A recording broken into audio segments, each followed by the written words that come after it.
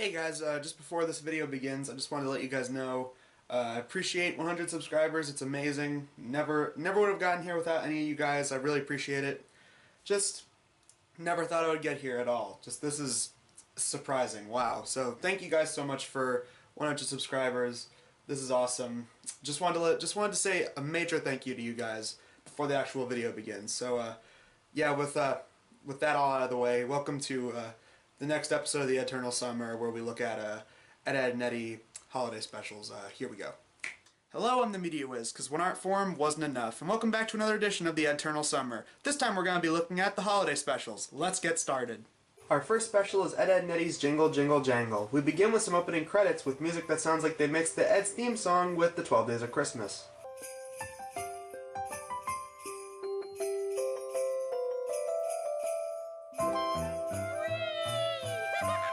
The plot begins with Eddy sneaking around his attic to find his presents early. He finds them and sees they're all clothes. Anyways, Christmas stinks. All I ever get is clothes. One of the best things about Ed, Edd, and Eddy is its continuity. Also, there's a subplot with the Cankers, but we'll get back to them later. Meanwhile, Ed makes it abundantly clear that he is excited for Christmas. I'm such a good boy! Check your list and check it twice for Santa Claus is coming! After Double D arrives, Eddy stammers in to complain about how he hates Christmas. I hate Christmas! Oh, come now, Eddy. Surely you jest. You know what? I found my parents' Christmas stash, and all my presents by Double D! You did what?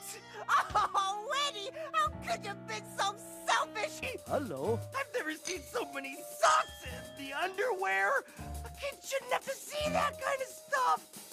Well, Eddy, I for one think you just need to adopt a better attitude. Remember that light bulb, it comes back later. But Eddy gets an idea that he'll put himself up for adoption so he can live in other people's houses and mooch off their presents. First up is Johnny. Nipping at your nose, Eddy. Get it? I'm Jack Frost. I'm playing Mr. Snowflake. Ha! Take that, Tumblr! Johnny was doing cosplay of Jack Frost way before Rise of the Guardians came out. So, what's with all the snow and ice? Each Christmas we bring winter inside, Eddy. It's our family tradition. A small thanks to Mother Nature for everything she's given us. So that explains why there's no snow out front. But come on, Johnny. SpongeBob and even Eddy were able to freeze their houses just by opening a fridge door. Well, it seems that Johnny sees through Eddy's charade, and he and Plank send Eddy through a trap door. You're nothing but a greedy Pete, trying to steal our Christmas! So on to Rolf's house, and okay, is that mean on a clothesline? So Rolf's traditions are weirder than Johnny's, but I think we've come to expect that. And Rolf's ideal December holiday involves worshipping a bearded woman who lives in the center of the earth named Yeshmiak. We even get a song about it. Deep below the dirt and rocks there lives a bearded maiden fair, whose kitchen pot is bigger than her size of underwear. Hey! And even though we don't get songs on the regular with Ed, Edd, and Eddy, this song is absolutely amazing. The beat in particular is my favorite thing about this song. It definitely fits Rolf's European kind of sound. Here's my egg who smokes the fish and lays a slab on every dish. Here's my egg who cuts the hair and seasons it with spice of hair. So when do I rake in on the cool presents? Presents? What presents? So after that fails, on to the next house, which is Naz. But it actually seems Naz is nice to Eddy, and just as things are going well, Eddy screws it up. You know what happens when someone catches you under the mistletoe, don't you, Eddy? As Eddy works his way to the next house, he's approached by Ed dressed in a robe and turban, and Double D dressed as an angel. But it's Eddy, so the message doesn't really ring through just yet. Next house is Jimmy, and Eddy comes in saying that he's Jimmy's Christmas angel after jacking Double D of his angel wings. It's my holly jolly Christmas village, silly. Nothing says joyeux Noel like the gingery scent of gingerbread sailors out on a sugar-glazed wintertime shore leave. Smells good enough to eat. My Christmas village! Destroyed, devastated, and digested! I gotta hand it to you. These cookies are to die for. You! So Eddy has one more house to go to, and it's Kevin. And it goes as well as you'd think. Here, I hope you like it. What is it? Don't tell me. Let me guess. Too late! And now we get one of my favorite scenes in this entire special. In this entire scene, Eddy shows his true emotions without any dialogue. It's a great example of show, don't tell. Eddy's original intentions may have started off as selfish, but now he just wants someone to spend Christmas with, and this scene portrays that beautifully without a single line said. Anywho, Eddy notices a Christmas tree with a burnt out light bulb, and with that light bulb Ed gave him earlier, Eddy fixes the tree. And now, the message. 'Cause Christmas ain't about what you find under a tree. Christmas is about what you find in your heart. What happened next? Well, in Peach Creek they say that Eddy's small heart grew 3 sizes that day. Even the rest of the neighborhood joins to marvel at the tree, when out of nowhere Santa drops a bag of presents. And with the marvelous knowledge that Santa Claus is actually real, the only one that actually tries to follow him is Ed. Santa, take me with you. I and you, Santa, we good. For once, Ed was the only one doing something smart. Let that sink in. But since Eddy is still Eddy, he steals the bag of presents and hides it in Rolf's shed. After a squabble between Eddy and Ed, the bag goes flying and lands right back to the kids, and the Eds are visited by... Okay, I mentioned the Cankers earlier, so here's where their plotline comes full circle. At the beginning of the special, Eddy's flashlight points into a mirror which makes a star shape in the sky. The Cankers are making papier-mâché crowns until they see it and they decide to follow the star. They come across objects including moldy bread, sausage links, pennies, and a fur coat. Flash forward to now... Can it be? 3 kings who have traveled afar? Away in a manger, huh? We come bearing gifts. See? Mold. I brought francs and cents. And fur. Yep, it's Ed, Edd, and Eddy doing a lampoon of the birth of Jesus. I can picture right now a bunch of hardcore right-wingers just yelling out, "I find this incredibly offensive to Christians. We should not be watching such blasphemy." And like it usually does with the Cankers, it ends with molestation. Now it's time for our gift. Payback! Christmas kisses all around! We ain't talking on the cheeks either. And the special itself ends with the kids singing a Christmas carol.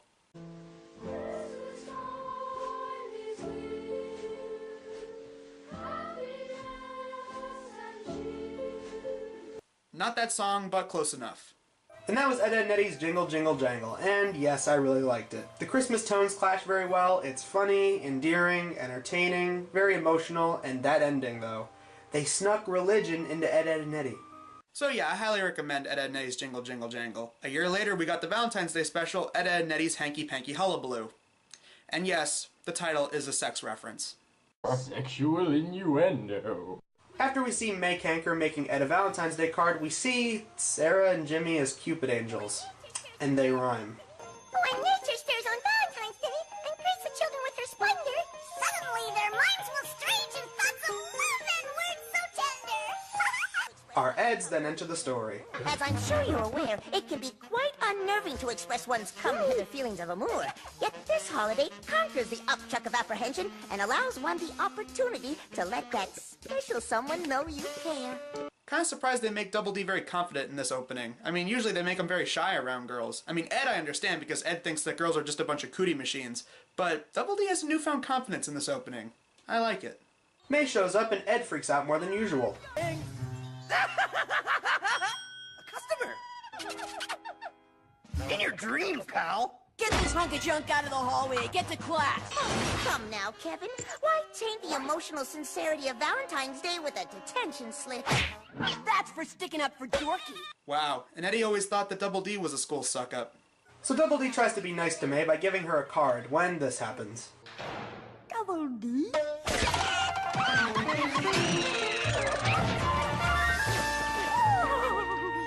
And soon enough they get to Double D too.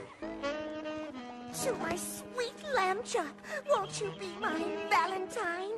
Love, May. Get ready for that cutesy talk, because it pops up a lot in this special. So after a pretty funny gym scene... Hey, no neck. Your go. I ain't climbing no stupid rope. And a soap opera moment... Are you hurt? Your gaze alone would heal any wound. You're so adorable. I could just eat you up. Bon appetit, Turtle Dove, for I am basted and ready to serve. Hallmark Channel's production of Ed, Edd, and Eddy's Hanky Panky Hullabaloo will be on after these messages. Lee and Marie finally learn of May X Double D, and Marie is not pleased. Give me it! That's to you! You're such a weirdo! Lamb chop. Turtle Dove. Lamb chop? So Ed, Eddie, Lee, and Marie go snooping around to find out what the two lovers are hiding. In the cafeteria, the groups confront each other. Well, well, well, if it ain't the sisters of the friend stealer! Where's our May? Where's our double D? Nice shot. Tell your stupid sister to stay away from our friend. Tell your stupid friend to stay away from our sister.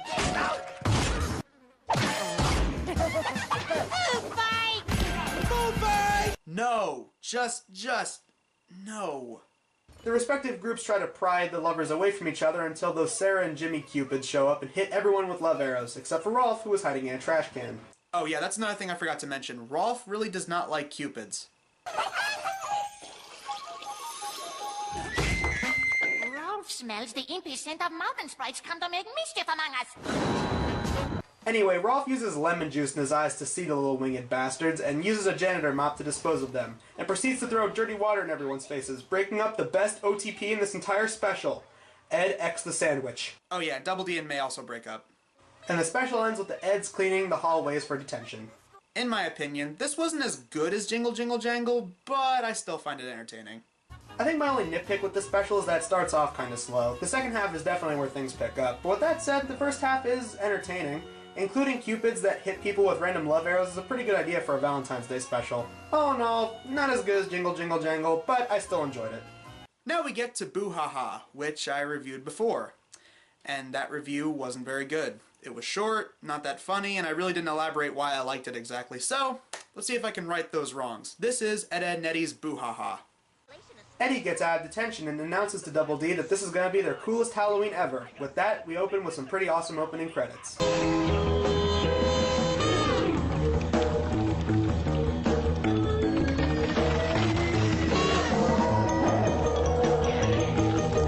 From the campy horror visuals to the music, this opening rocks. As the other two Eds make it to Ed's house, Ed is doing what James Rolfe does every October and marathoning horror films. I got secret directions to the creepiest monster-ridden neighborhood in the land. It's called Spookyville! I got them from my brother. Folks give out buckets of candy. That night, the Eds respectively dress up as Zombie Elvis, Lothar the Viking, and... Don't get too close to me, or I may infect you! In the Dark Ages, I caused millions of deaths. The bubonic plague! I'm the bubonic plague! Ed sees the cankers roasting marshmallows and sees them as...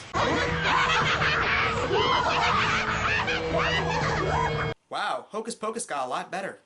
Ed now thinks that the three of them are jinxed to have monsters come and attack them, but Double D clearly sees that Ed's just having hallucinations from his monster movies.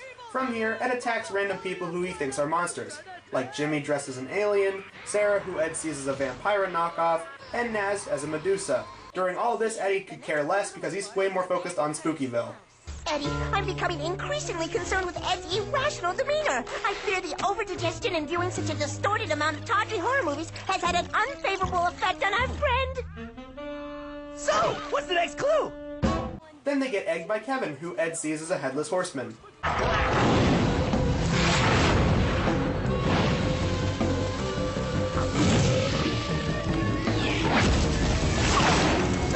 Stop! Super, don't bother me!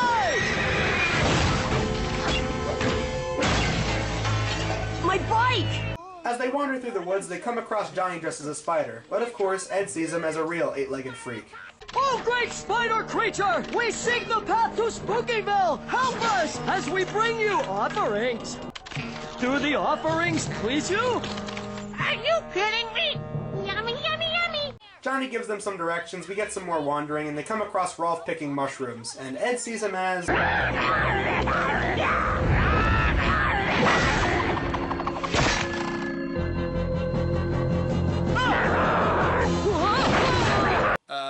Goblin? Oh my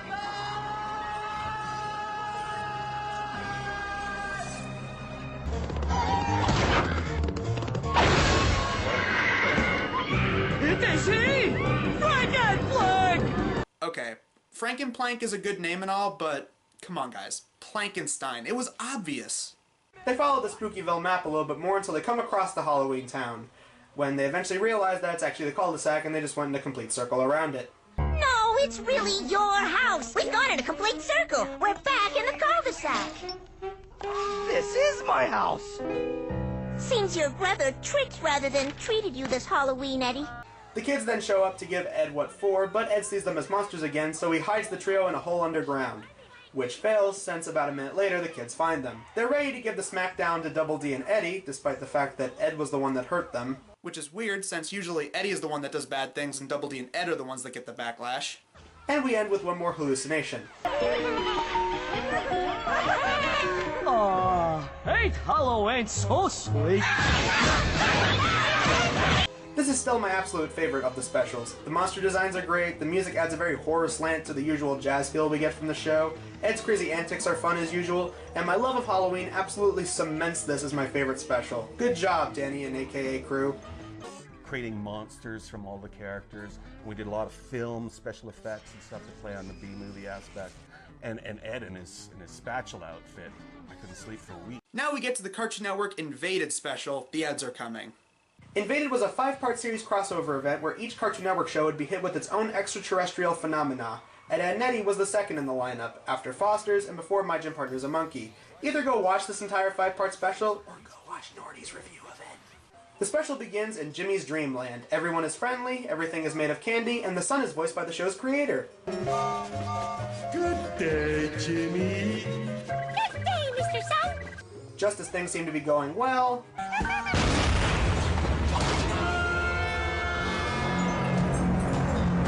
my god, they're being invaded by the snare drum people!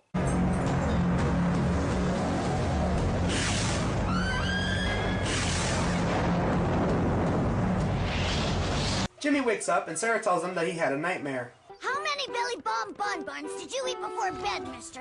You know they give you nightmares. Maybe 1 or 2.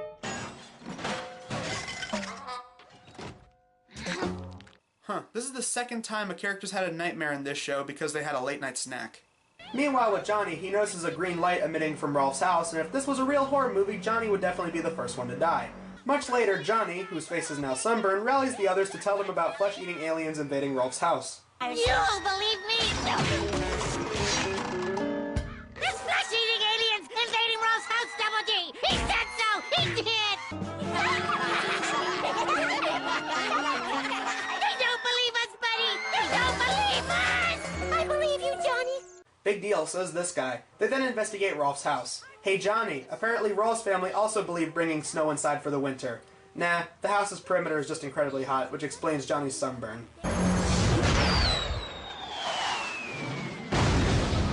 Holy mackerel!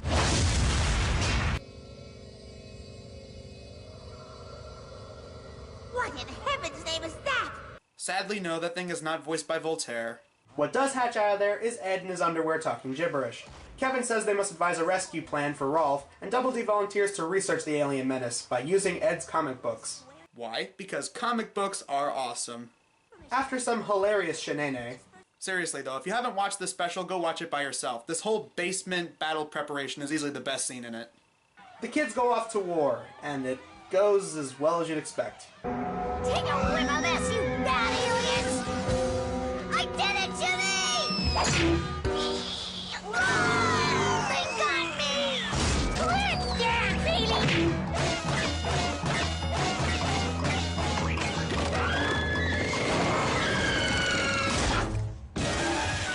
Eat this, you outer space freaks! Beat me some ammo, Dorko! Move it! Go back from whence you came, aliens from the unknown! But it seems the crew has one more strategy. Use a female sacrifice. In other words, the King Kong method. Just as it seems that Naz is about to become alien food, it turns out there were no aliens. It was just Rolf's family visiting. Visited, yes! Ross crew the bottomless bellies from your country! So, no aliens. That's good, right?